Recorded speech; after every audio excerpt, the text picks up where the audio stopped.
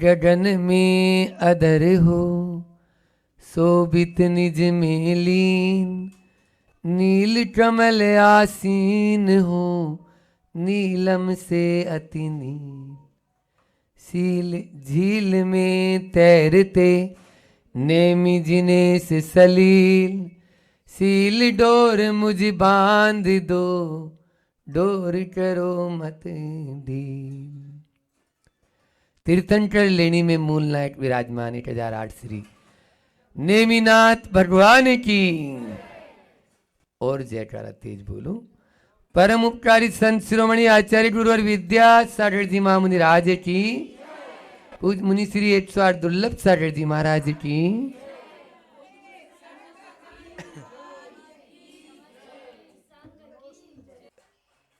सर्दी के मौसम में तो मूंगफली वाला या गजक वाला आता है, तो वो अपने ठेले को चारों तरफ घुमा घुमा के बेचता है।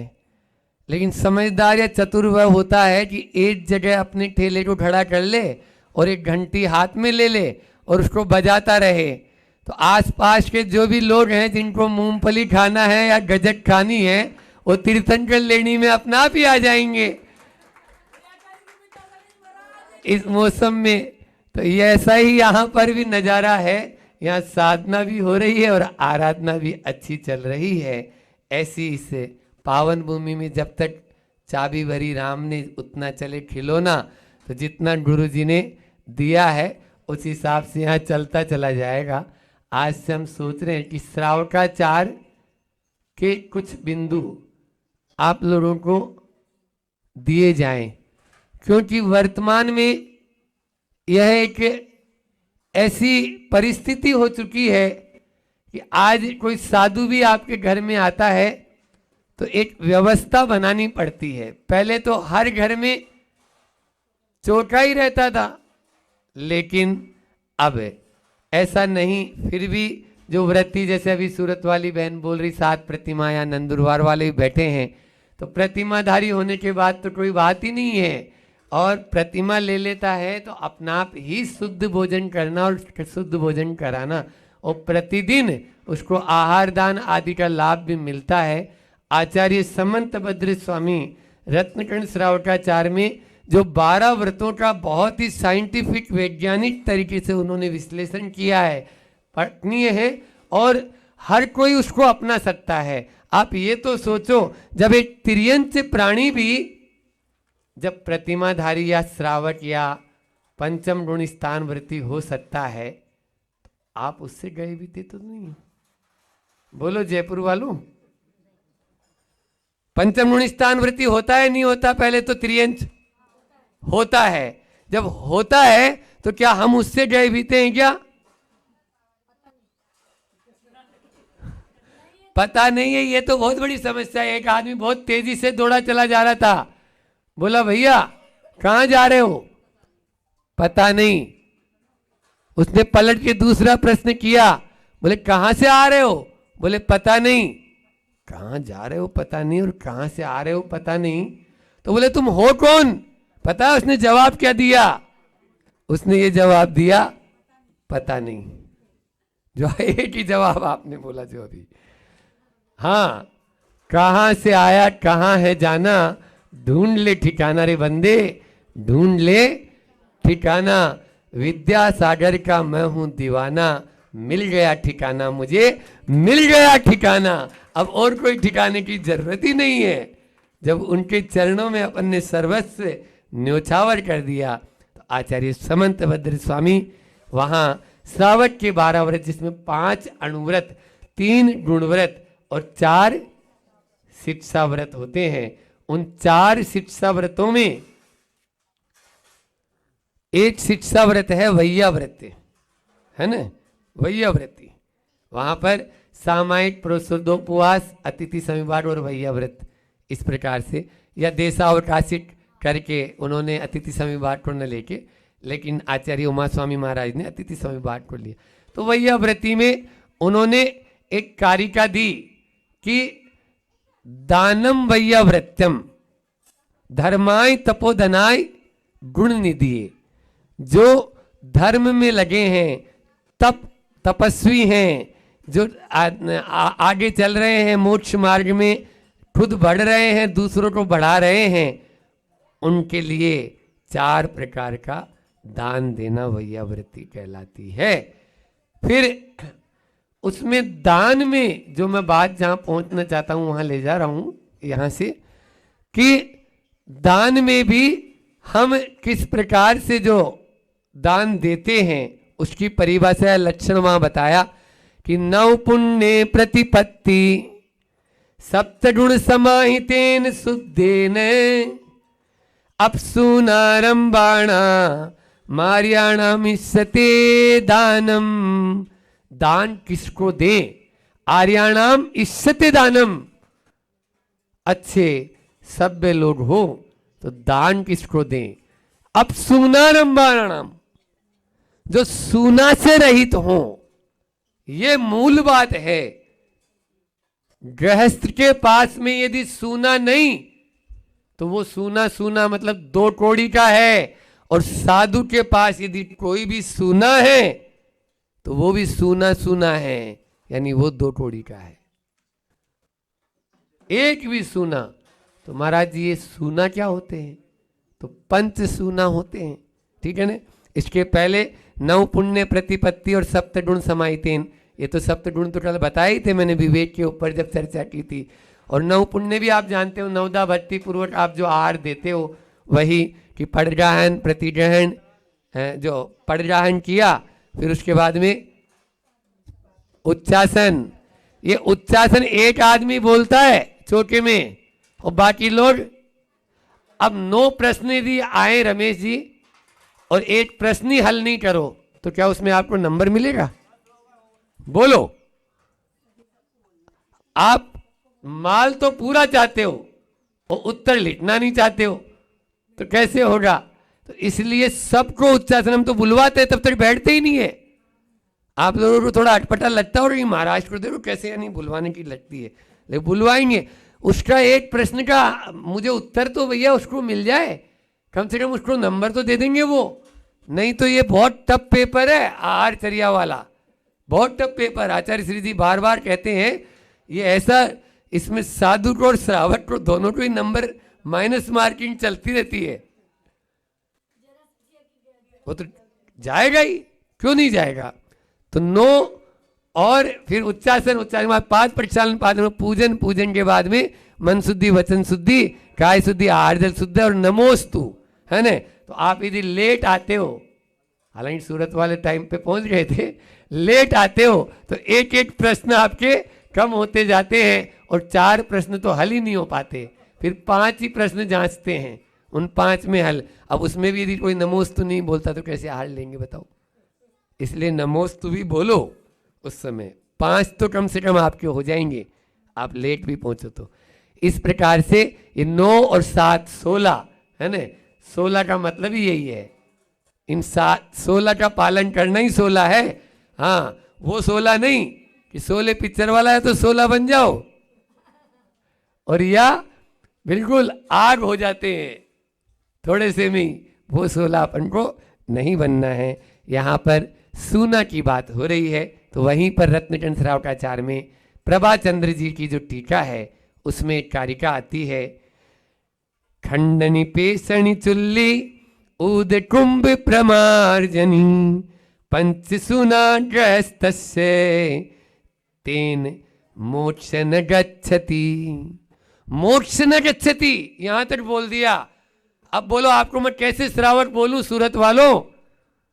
जिसके पास ये 5 सूना और एक भी नहीं है, अभी मैं बिल्कुल क्लियर कर दूंगा आपको, ये 5 सूना में से एक भी सूना नहीं बचा। आज घरों में सूना सूना हो गए सब। क्या क्या था? पहला था खंडनी, खंडनी यानी बोलो, हाँ। फिर पेशनी, पीसने वाली, गट्टी, हाँ, या आप लोग चाकी, चक्की मत बोलो, चक्की तो फिर दूसरा शब्द हो जावे, चाकी बोलो, चाकी, तो चाकी। फिर उसके बाद में चुल्ली, चूल्हा, हाँ ये देखो, ये खुद बोल रहे हैं, प्रतिमाधारी बोल रहे हैं, अब क्या बोलेंगे। और तेन मोक्ष न गच्छति, आप उनकी बात पे तो विश्वास करो। हम स्वाध्याय करते हैं तो स्वाध्याय में तेन, वो लोग मोक्ष न गच्छति, मतलब वो तो जाएंगे ही नहीं, और जो जाने वाले हैं उनको भी डुबोएंगे। क्यों? तो कैंसर की बीमारी होगी, हार्ट अटैक होएगा। बोलो, अभी ये सारी इन 5 सूना के अभाव में आने वाले समय में रोज मुझे यही लेना है, इनमें कैसे कैसी बीमारियां हमारे बीच में आ रही है।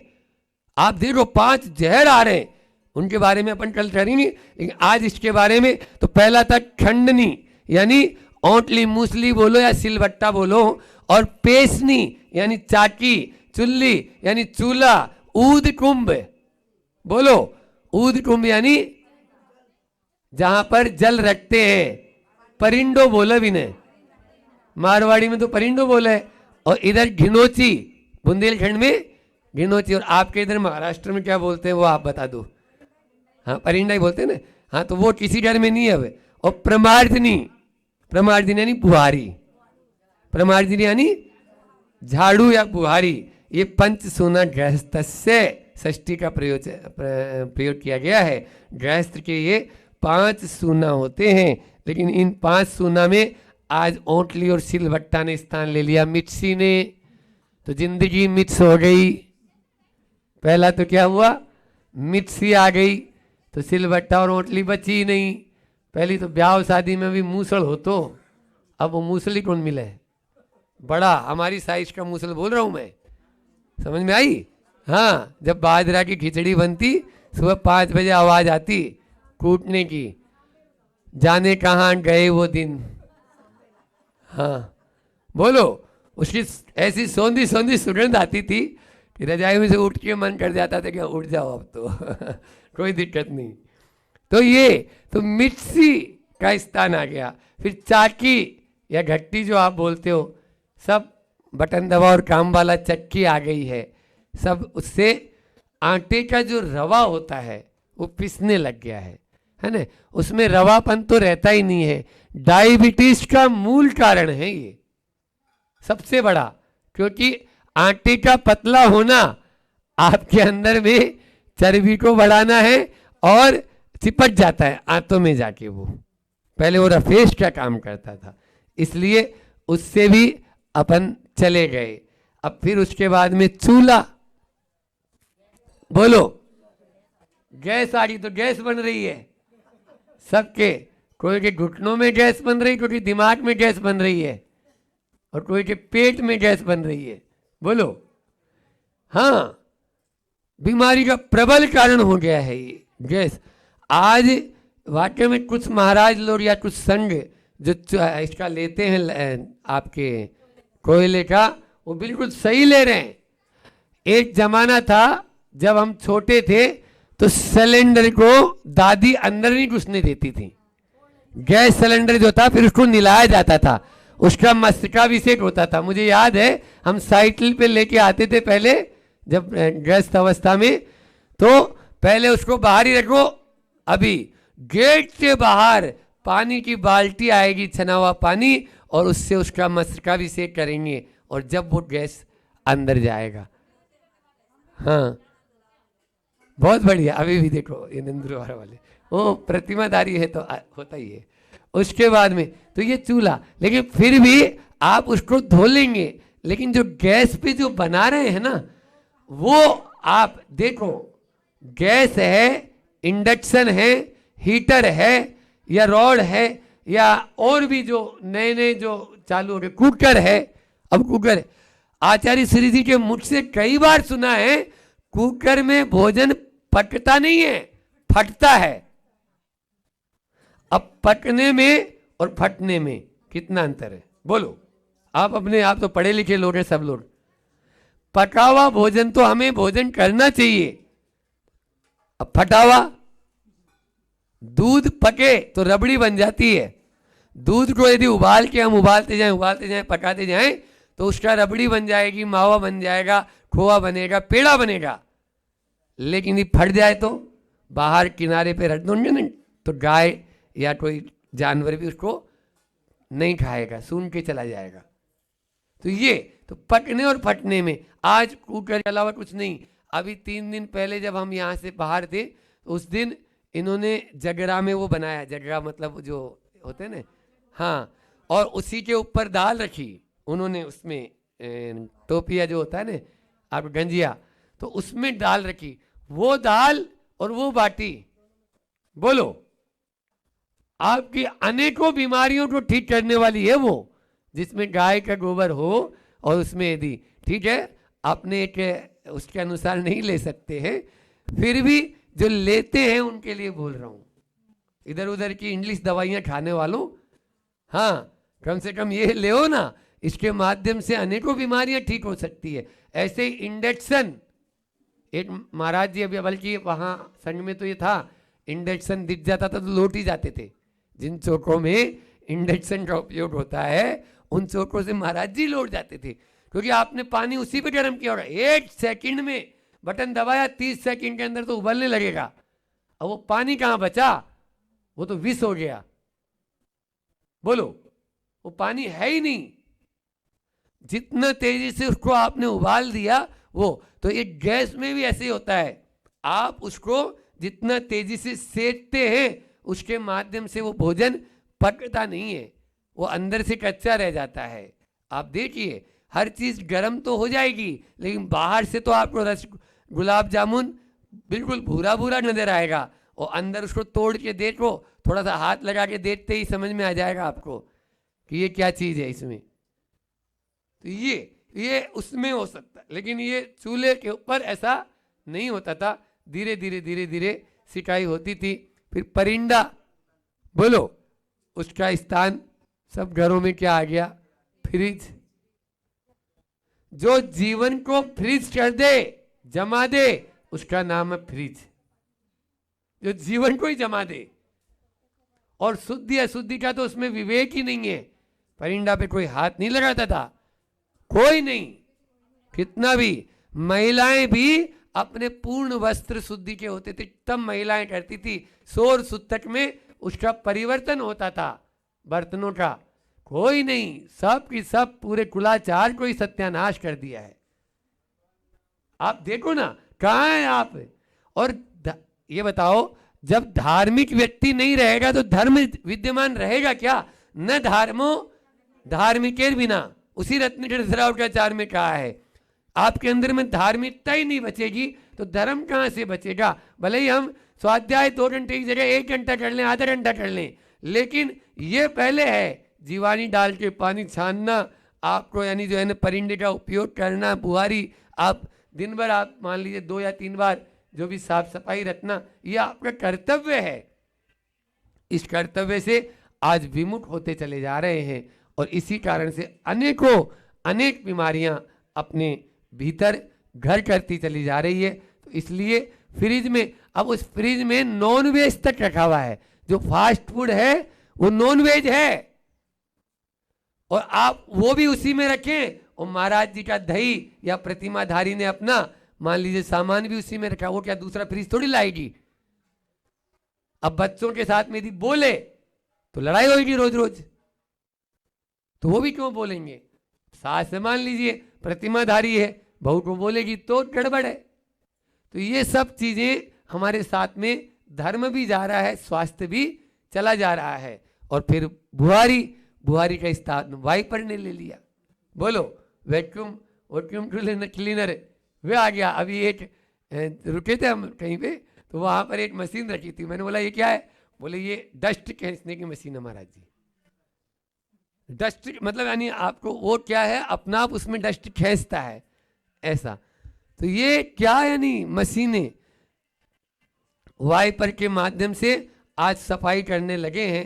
उसके माध्यम से जो झाड़ू के अंदर में आप आसन लगते थे, उन आसनों के माध्यम से जो एक्सरसाइज हो जाती थी, वो एक्सरसाइज अब नहीं हो पाती है, कुछ भी नहीं, वो हो ही नहीं पाती है। इस प्रकार से यंत्र युग ने हमारे सारे के सारे तंत्र को हिला डाला है।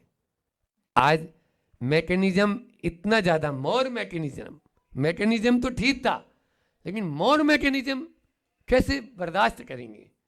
बोलो, और यंत्रों के द्वारा वो कार्य नहीं हो सकता जो आप एक यानी जो है ना भावनाओं के साथ में करते थे।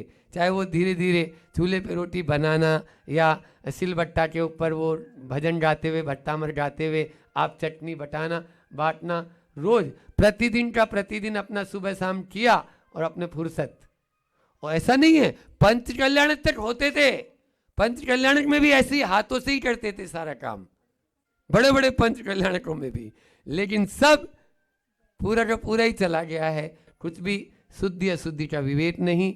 इसलिए अपने यहाँ भारतीय संस्कृति में तो बहुत पहले से ही कहा गया है कि स्वास्थ्य का आधार यदि आपको यदि है तो ये सबसे पहले रत्नगण श्रावकाचार्य के माध्यम से जो आचार्य समंतभद्र स्वामी ने हमको सूत्र दिए हैं उन सूत्रों का उपयोग करें, नहीं तो हमारे जीवन में जहर आ गए और उन जहरों के माध्यम से हम और ज़्यादा अपन बीमार की ओर ही जा रहे हैं। आज हर गली गली में पान की दुकान पहले होती थी, अब दवाई की दुकान होने लगी है, दवाइयों की दुकान होने लगी है, और अस्पताल भरे पड़े हैं, भरे पड़े, उनमें लाइन लगा के नंबर पे जा रहा है।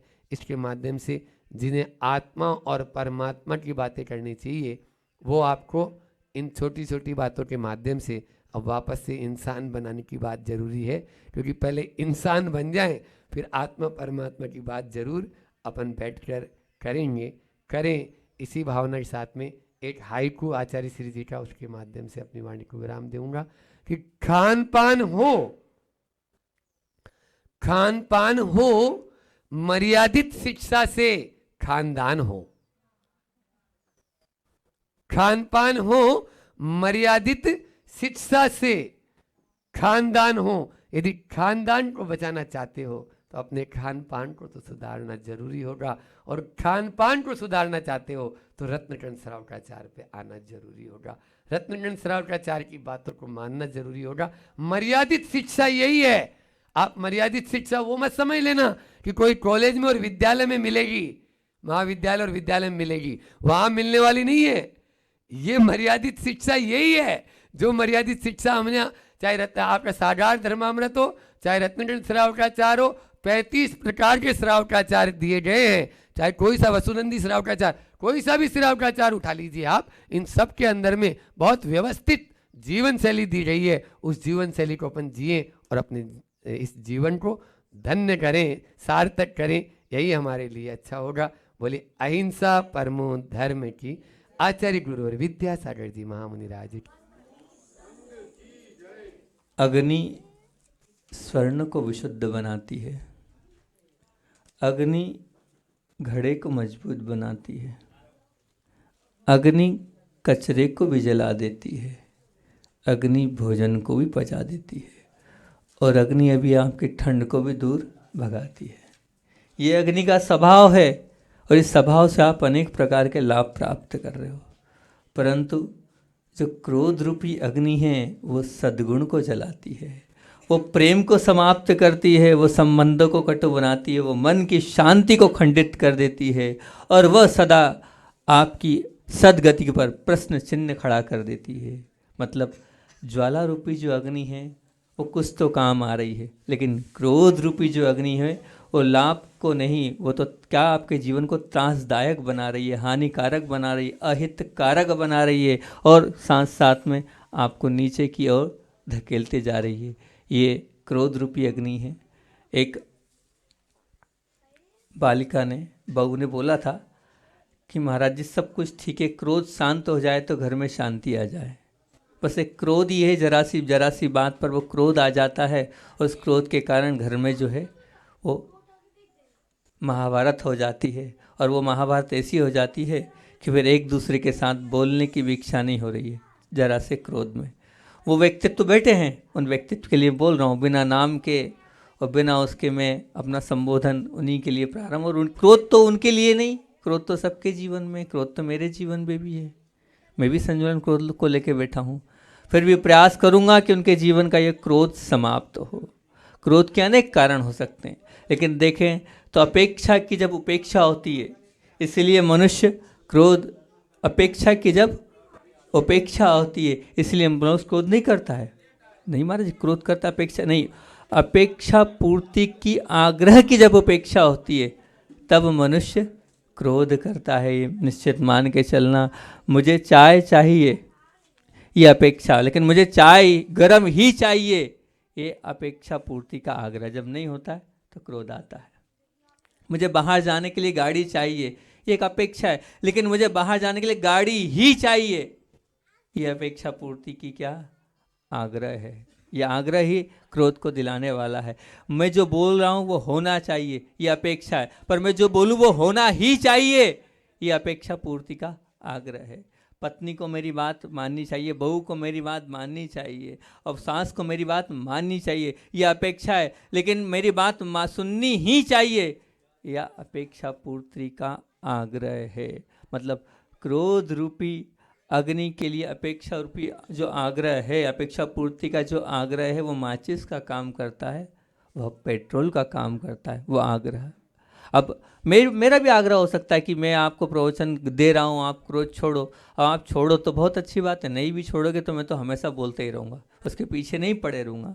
मतलब क्या हुआ, ये हुआ कि अगर आप अपेक्षा अवश्य हो, अपेक्षा का मना नहीं कर रहा हूँ मैं, अपेक्षा अवश्य हो, परंतु अपेक्षा पूर्ति का आग्रह बिल्कुल नहीं हो, परिणाम क्या होगा, मन स्वस्थ और मस्त और प्रसन्न हो जाएगा अगर आप अपेक्षा पूर्ति का आग्रह नहीं रखोगे तो। जहाँ आग्रह होता है वहीं विग्रह गति होती है, और विग्रह गति होती है तो ये मान के चलना वहाँ अनाहरक स्थिति होती है। अनाहरक स्थिति का तात्पर्य समझते हो आप? अनाहरक स्थिति का तात्पर्य क्या होता है? दीदी लोग बैठी यहाँ पर, जिस समय आहार वर्गणाएं, मतलब जब भी आप ये मान के चलना कि आपके अंदर, अभी कल परसों ही आया था आचार्य श्री जी की वो बात कि जब भी विवाद होगा तो विवाद होने में अनाहरक स्थिति होती ही है। तो यह विग्रह गति में विवाद ही है। आप ऋजु गति से जाओ तो विवाद ही नहीं है, तो इसी अनाहरक होगी। अनाहरक होगा मतलब आप सब कुछ आपको छोड़ना पड़ेगा। इस जगत में अनेक प्रकार के जीव हैं। आप किस प्रकार के व्यक्तित्व में आते हैं, आपसे चर्चा कर। सबसे पहला व्यक्तित्व वो है जिन्हें प्रसन्नता किसी भी मूल्य पर चाहिए ही चाहिए, जिन्हें प्रसन्नता किसी भी मूल्य पर चाहिए। धन भले ही अल्प हो या अधिक मिले उससे कोई मतलब नहीं, सत्ता या सफलता मिले उससे कोई मतलब नहीं, सुंदरता और स्वास्थ्य भी मिले ना मिले उससे भी कोई मतलब नहीं, परंतु मन की प्रसन्नता तो चाहिए ही चाहिए। जिस प्रकार ये नदी है, इस नदी में जो स्थान पानी का है, बगीचे में जो स्थान पुष्पों का है, और मिठाई में जो स्थान शक्कर का है, मुख में जो स्थान आँखों का है, वही स्थान प्रसन्नता का है आपके जीवन में। क्योंकि बिना पानी की वो नदी क्या, बिना पुष्पे का वो बगीचा क्या, और वो बिना मिठास की वो बिना शक्कर की वो मिठाई क्या, और बिना मुख में अगर नेत्र नहीं तो वो मुख ही क्या, कुछ नहीं लगता। बस बिना प्रसन्नता के जीवन आनंदमय नहीं है, अनुकरणीय भी नहीं है, वो तो व्यर्थ जीवन है। मनुष्य धनवान हो या दरिद्र हो, स्वस्थ हो या अस्वस्थ हो, विद्वान हो या मूर्ख हो, सफल हो या विफल हो, उसे तो प्रसन्नता अवश्य चाहिए। और सबसे बड़ी बात ध्यान रखना, और क्रोध सर्वप्रथम प्रसन्नता की जान लेता है। क्रोध सर्वप्रथम प्रसन्नता की जान लेता है, क्योंकि अग्नि और शीतलता एक साथ है क्या? असंभव। नीम में मीठापन असंभव, नहीं हो सकता नीम। सियार और सरल असंभव, बिल्कुल नहीं। और क्रोध और प्रसन्नता असंभव ही नहीं, सर्वथा असंभव। इसलिए अगर आप आपके जीवन में प्रसन्न रहना चाहते हैं तो सबसे पहले आपको क्या करना पड़ेगा? अपने जीवन से उस क्रोध को समाप्त करना होगा। जब तक क्रोध नहीं जाएगा तब तक आपकी प्रसन्नता बरकरार जीवन में नहीं रह सकती। आप किस प्रकार के व्यक्ति हैं, और आपको क्रोध प्रसन्नता चाहिए तो क्रोध को आपको दरकिरार करना पड़ेगा। दूसरा प्रकार का व्यक्ति जिसे प्रसन्नता तो चाहिए ही चाहिए, फिर प्रसन्नता के साथ प्रेम भी चाहिए। क्या चाहिए? प्रसन्नता के साथ प्रेम भी चाहिए। इस प्रकार के व्यक्तित्व की अगर चर्चा करें तो मनुष्य को विष खाना भी नहीं है और विष खिलाना भी नहीं है। कोई भी मनुष्य ऐसा नहीं है कि जो विष खाए और विष खिलाने की बात करे। मनुष्य को सलाह देनी है पर सलाह जो है लेनी नहीं है। देनी तो है पर लेनी नहीं है। ये मनुष्य को धन जो है वो लेना है परंतु देना नहीं है। तीनों चीज कभी ना, एक चीज में ना लेना है, विष ना लेना चाहता ना देना चाहता है। और जो सलाह है वो देना तो चाहता है, लेना नहीं चाहता है। और धन लेना तो चाहता है पर देना नहीं चाहता है। लेकिन बंधु एक बात ध्यान रखना, प्रेम एक ऐसा भाव है जो इस प्रकार का भाव है, मनुष्य जो है उसको लेना भी चाहता है और देना भी चाहता है, बिल्कुल देना चाहता है। एक बात ध्यान रखना, उत्तर देना, मान लीजिए कोई अरब व्यक्ति है, कोई विद्वान व्यक्ति है, कोई ऐसा व्यक्ति है वो सबके बीच में खड़ा है और प्रेम से बात करने को उससे कोई तैयार नहीं है, समूह के बीच में वो खड़ा है, उसकी कोई देखभाल नहीं कर रहा, उसको कोई पूछ परख नहीं रहा है, उसकी उपस्थिति की कोई परवाह नहीं कर रहा है, क्या वो उसका मन स्वस्थ रह पाएगा? 3 काल में नहीं रह पाएगा। उसी प्रकार कोई प्रेम देना चाहता है, उसकी सहायता करना चाहता है, उसके प्रति संवेदना है, उसके प्रति व्यक्त कर भी रहा है वो, फिर भी उसकी संवेदना को, उसकी सहायता को स्वीकार करने के लिए अगर कोई तैयार नहीं है तो बताओ वो प्रसन्न रह पाएगा? बताओ रह पाएगा प्रसन्न? नहीं रह पाएगा। वास्तविकता ये है कि आज बहुत महत्वपूर्ण बात है, आज यदि पागल खाने में हम लोग नहीं हैं, उसका प्रमुख और महत्वपूर्ण मुख्य कारण ये कि हमें दूसरों से प्रेम मिल रहा है और हमारे द्वारा जो प्रेम है वो दूसरे स्वीकार कर रहे हैं, इसलिए आज पागल खाने में लोग भर्ती नहीं है। नहीं तो आप पागल खाने में और बढ़ जाते हैं, प्रेम अगर नहीं होता तो। प्रेम अगर आपके जीवन में, क्योंकि क्रोध जो है ये हाहाकार मचाकर ही रहता है, क्योंकि क्रोधी को कोई प्रेम देने के लिए तैयार नहीं है और क्रोधी का कोई भी प्रेम पाने के लिए भी इच्छुक नहीं है। जो व्यक्ति क्रोधी होता है उसका प्रेम भी कोई पाना नहीं चाहता, तैयार भी नहीं होता उसके प्रेम के लिए। क्योंकि ध्यान रखना, सर्प के निकट कोई जाता नहीं और सर्प आपके निकट आता है तो वो दूर भागता है ना। ऐसी अग्नि अगर है और अग्नि के पास कोई जाएगा नहीं, और अग्नि अगर आएगी तो उससे दूर होता चला जाएगा। इसलिए अगर आप अपने जीवन में प्रसन्नता के साथ अगर प्रेम को चाहते हो तो प्रेम के लिए सबसे पहले किसको दूर करना पड़ेगा? क्रोध को। क्रोध को दूर किए बिना आप प्रेम और प्रसन्नता नहीं रख पाओगे अपने जीवन में। और तीसरे प्रकार का व्यक्तित्व है, और तीसरे प्रकार का व्यक्तित्व है जिन्हें प्रसन्नता भी चाहिए, जिन्हें प्रेम भी चाहिए, और प्रेम के साथ क्या चाहिए? बोले पुण्य भी चाहिए। अब तीसरा प्रकार का व्यक्तित्व हो गया जैसे प्रेम भी चाहिए, प्रसन्नता भी चाहिए और पुण्य भी चाहिए। किसान चाहता है, किसान क्या चाहता है? किसान चाहता है बीज में फसल उगनी ही चाहिए, मैंने जो बीज बोया है उससे फसल उगनी ही चाहिए।